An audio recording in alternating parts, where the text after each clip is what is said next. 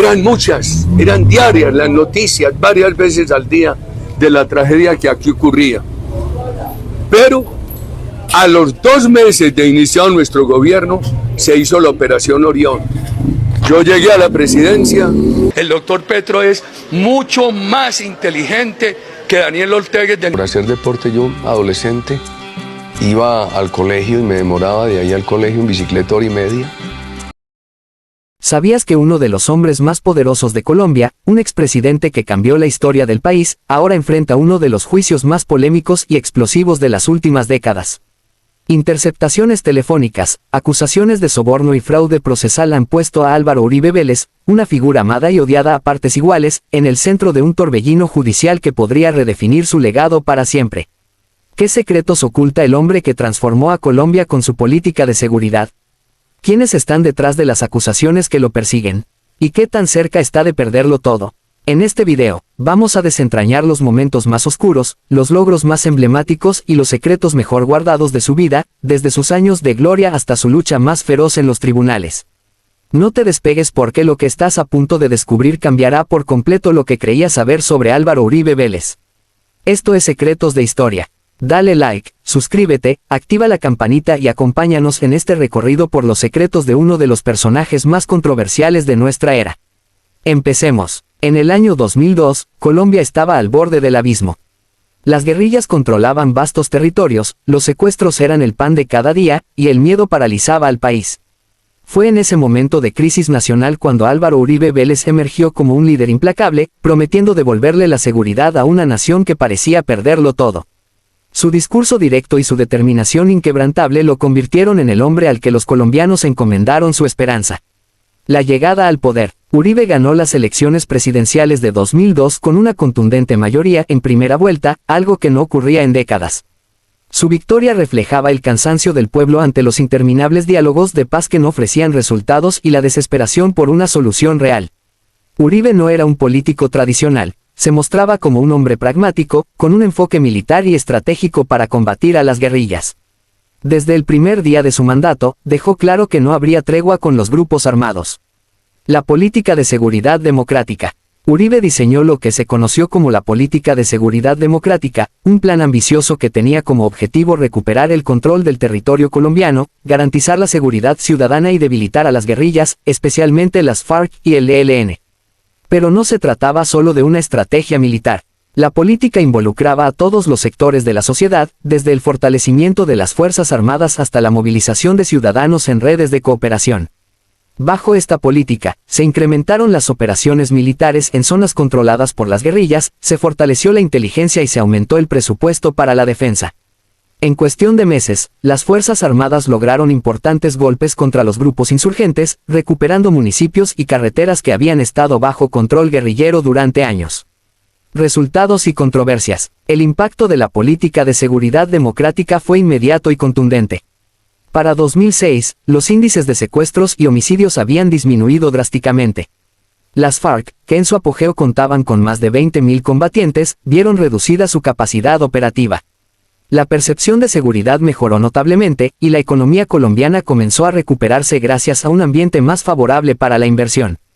Sin embargo, estos logros no estuvieron exentos de controversias. La ofensiva militar trajo consigo denuncias de violaciones a los derechos humanos, el desplazamiento masivo de comunidades campesinas y el aumento de los llamados falsos positivos, un escándalo en el que civiles inocentes fueron asesinados por el ejército y presentados como guerrilleros muertos en combate para inflar las estadísticas de éxito. La reelección y la consolidación del poder. Uribe se convirtió en un símbolo de autoridad y mano dura. Su popularidad alcanzó niveles históricos, lo que lo llevó a impulsar una reforma constitucional para permitir la reelección presidencial. En 2006, tras la aprobación de esta reforma, Uribe fue reelegido con un 62% de los votos, consolidando su liderazgo y dejando claro que su proyecto político tenía un respaldo masivo. Durante su segundo mandato, Uribe intensificó su política de seguridad. Las operaciones militares se volvieron más sofisticadas y agresivas, logrando golpes contundentes como la Operación Jaque en 2008, que rescató a 15 secuestrados, entre ellos la excandidata presidencial Ingrid Betancourt y 3 contratistas estadounidenses. Este operativo fue un hito en la historia militar de Colombia y reforzó la imagen de Uribe como un estratega implacable. El costo político y humano. A pesar de los éxitos, el segundo mandato de Uribe también estuvo marcado por una creciente polarización. Mientras que muchos lo veían como el salvador de Colombia, otros lo acusaban de autoritarismo y de ignorar las denuncias de abusos cometidos por las fuerzas del Estado. El escándalo de los falsos positivos se convirtió en una mancha imborrable en su legado, con cientos de casos documentados y la participación de altos mandos militares en estas prácticas atroces. Además, comenzaron a surgir denuncias de vínculos entre políticos aliados de Uribe y grupos paramilitares, lo que se conoció como la parapolítica. Estas acusaciones llevaron a la condena de varios congresistas cercanos al presidente y generaron dudas sobre la transparencia de su gobierno. El legado de su presidencia. Al finalizar su segundo mandato en 2010, Álvaro Uribe dejó un país transformado. Había logrado recuperar el control del territorio, debilitar a las guerrillas y mejorar la percepción de seguridad. Sin embargo, su legado estaba lejos de ser unánimemente positivo. Para sus seguidores, era el líder que había salvado a Colombia del caos. Para sus detractores, era un político que había consolidado su poder a costa de los derechos humanos y de la democracia. Uribe se retiró de la presidencia con niveles de popularidad superiores al 70%, un récord en la historia política de Colombia. Pero su influencia no terminó allí.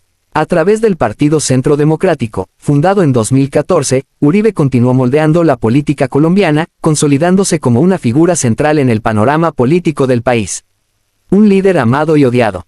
La presidencia de Álvaro Uribe Vélez no solo marcó un antes y un después en la historia reciente de Colombia, sino que también dejó profundas divisiones en la sociedad. Para muchos, Uribe fue el hombre que tuvo el coraje de enfrentar a las guerrillas y devolver la esperanza a una nación golpeada por décadas de violencia. Para otros, fue un líder cuyo enfoque militarista y sus decisiones controvertidas dejaron un legado de dolor y resentimiento. Con su partida de la presidencia, comenzaría un nuevo capítulo en la vida de Uribe, lleno de desafíos, polémicas y luchas que definirían su figura en los años venideros. ¿Cómo enfrentaría las sombras de su pasado? ¿Qué tan lejos llegaría para proteger su legado? La historia de Álvaro Uribe Vélez apenas comenzaba a escribirse.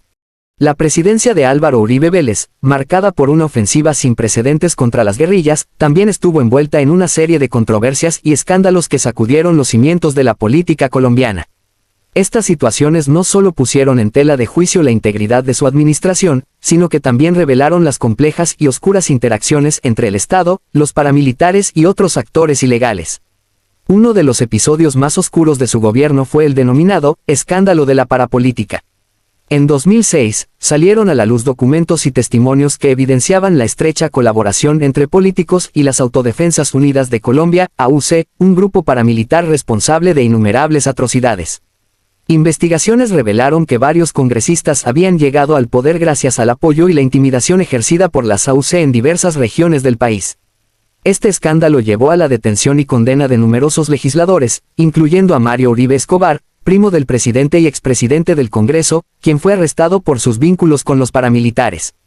Aunque Uribe negó cualquier conexión directa con estos grupos, las investigaciones sugirieron que su administración pudo haber mirado hacia otro lado o incluso facilitado la expansión de los paramilitares en ciertas áreas.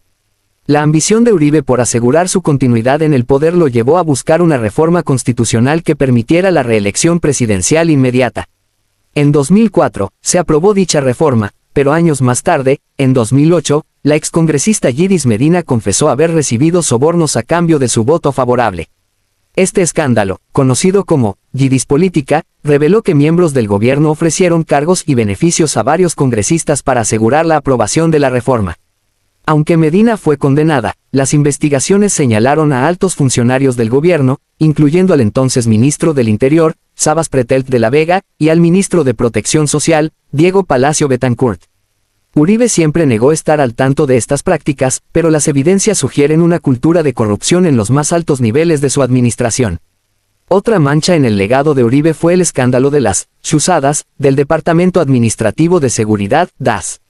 En 2009, se descubrió que esta agencia de inteligencia, directamente subordinada a la presidencia, había estado realizando interceptaciones ilegales de comunicaciones a periodistas, magistrados de la Corte Suprema, líderes de la oposición y defensores de derechos humanos. El objetivo aparente era monitorear y neutralizar a quienes consideraban adversarios del gobierno. Las investigaciones llevaron a la condena de varios altos funcionarios del DAS, incluyendo a su directora, María del Pilar Hurtado, y al secretario general de la presidencia, Bernardo Moreno. Aunque Uribe negó haber ordenado estas actividades, el escándalo puso en evidencia un uso indebido de los aparatos de seguridad del Estado para fines políticos. Quizás el escándalo más macabro de su administración fue el de los falsos positivos. Se descubrió que miembros del Ejército Nacional habían ejecutado a miles de civiles inocentes, presentándolos como guerrilleros muertos en combate para inflar las estadísticas de éxito militar y obtener recompensas. Estas prácticas, que se intensificaron durante el mandato de Uribe, fueron incentivadas por una política que premiaba los resultados en la lucha contra las guerrillas. Aunque Uribe defendió la integridad de las Fuerzas Armadas y atribuyó estos hechos a manzanas podridas, las investigaciones revelaron una práctica sistemática y generalizada. En 2021, la Jurisdicción Especial para la Paz, JEP, estimó que más de 6.400 personas fueron víctimas de estas ejecuciones entre 2002 y 2008. Acusaciones de soborno y fraude procesal, el juicio que marcó un hito. Tras dejar la presidencia, Uribe continuó siendo una figura influyente y polémica. En 2020, la Corte Suprema de Justicia ordenó su detención domiciliaria por presunta manipulación de testigos y fraude procesal, convirtiéndose en el primer expresidente colombiano en enfrentar tal medida. Las acusaciones se centraban en supuestos intentos de Uribe y su abogado, Diego Cadena, de sobornar a exparamilitares para que cambiaran sus testimonios y favorecieran al expresidente en procesos judiciales. Aunque Uribe fue liberado posteriormente, el proceso judicial continuó, y en mayo de 2024, la Fiscalía lo acusó formalmente de soborno y fraude procesal. En febrero de 2025, el Tribunal Superior de Bogotá admitió como pruebas válidas las interceptaciones telefónicas entre Uribe y Cadena, lo que intensificó el escrutinio sobre el expresidente y su legado. La administración de Álvaro Uribe Vélez estuvo marcada por una dualidad evidente. Por un lado, avances significativos en la lucha contra las guerrillas y la mejora de la seguridad. Por otro, una serie de escándalos y controversias que pusieron en entredicho los métodos utilizados y la ética de su gobierno. Estas situaciones no solo afectaron su reputación, sino que también dejaron una huella indeleble en la historia política y social de Colombia, evidenciando las complejidades y desafíos de gobernar en un país marcado por décadas de conflicto. Tras dejar la presidencia en 2010, Álvaro Uribe Vélez no desapareció del panorama político colombiano, al contrario, su figura continuó dominando la vida pública.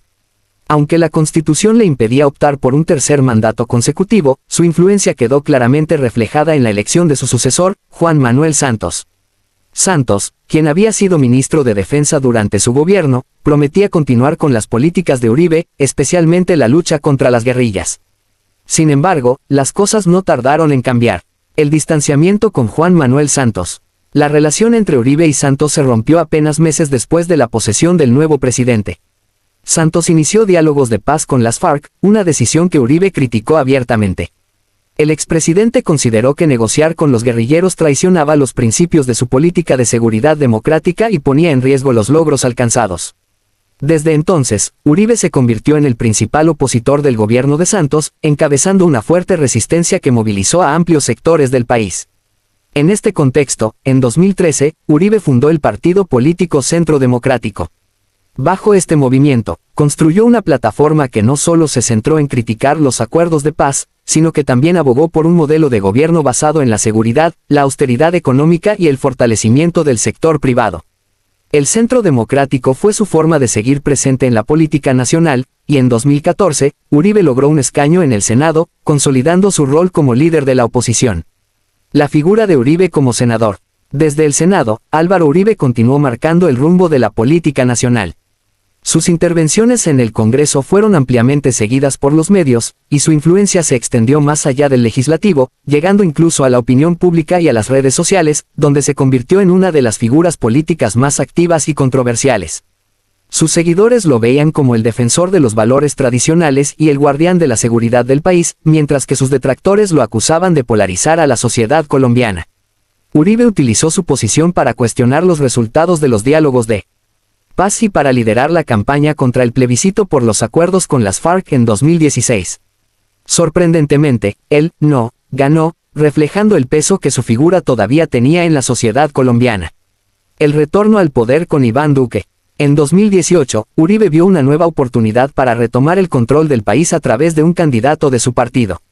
Iván Duque, un político joven y poco conocido, fue elegido como el abanderado del Centro Democrático. Bajo la sombra de Uribe, Duque ganó las elecciones presidenciales, marcando el regreso al poder del uribismo. Aunque Duque intentó mostrar independencia durante su mandato, muchos consideraron que las decisiones más importantes del gobierno seguían estando influenciadas por Uribe. Sin embargo, los desafíos de la administración Duque, especialmente en temas económicos y sociales, erosionaron parte del apoyo popular al uribismo. El caso de soborno y fraude procesal. En 2020, Álvaro Uribe enfrentó uno de los momentos más difíciles de su vida política y personal. La Corte Suprema de Justicia ordenó su detención domiciliaria, convirtiéndolo en el primer expresidente en la historia de Colombia en enfrentar esta medida. La acusación giraba en torno a presuntos sobornos a testigos y fraude procesal. Según la Fiscalía, Uribe y su abogado, Diego Cadena, habrían intentado manipular a exparamilitares para que cambiaran sus testimonios y lo favorecieran en un caso judicial. La noticia sacudió al país. Para sus seguidores, esto era una persecución política contra un hombre que había dedicado su vida a defender a Colombia. Para sus detractores, era un acto de justicia largamente esperado. Aunque la detención fue revocada meses después, el proceso judicial continuó. En 2024, nuevas pruebas, incluidas grabaciones telefónicas, fueron admitidas en el caso, lo que complicó aún más la situación del expresidente. Otros procesos y acusaciones. Además del caso de soborno, Uribe ha enfrentado otros señalamientos relacionados con su tiempo en el poder. Se le ha vinculado con el fenómeno de los falsos positivos, el escándalo de la parapolítica y las interceptaciones ilegales del DAS. Aunque siempre ha negado cualquier responsabilidad directa, las investigaciones y testimonios han mantenido estos temas vivos en la agenda pública. Uribe en la actualidad. En 2025, Álvaro Uribe sigue siendo una figura polarizadora. Aunque ya no ocupa cargos públicos, su influencia en el centro democrático y en la política colombiana es innegable. Sus intervenciones en redes sociales continúan generando debate, y sus seguidores permanecen leales, considerándolo un líder indispensable para el país. Sin embargo, el peso de los procesos judiciales y las críticas constantes han dejado su huella en el expresidente. Su legado, marcado tanto por logros como por escándalos, sigue siendo objeto de análisis y controversia en Colombia y el mundo. Y así concluye esta fascinante e impactante exploración de la vida y el legado de Álvaro Uribe Vélez, un hombre cuya historia ha moldeado y dividido a Colombia como pocos lo han hecho. Desde su ascenso al poder hasta los profundos escándalos que han marcado su carrera, Uribe sigue siendo un personaje que no deja indiferente a nadie. En Secretos de Historia, nuestro objetivo es llevarte las historias más intrigantes, controvertidas y emocionantes. Si te gustó este video, no olvides dejar un like, suscribirte a nuestro canal y activar la campanita para no perderte nuestros próximos contenidos. Déjanos en los comentarios tu opinión. ¿Es Álvaro Uribe un héroe, un villano, o algo intermedio? Nos leemos en el próximo video.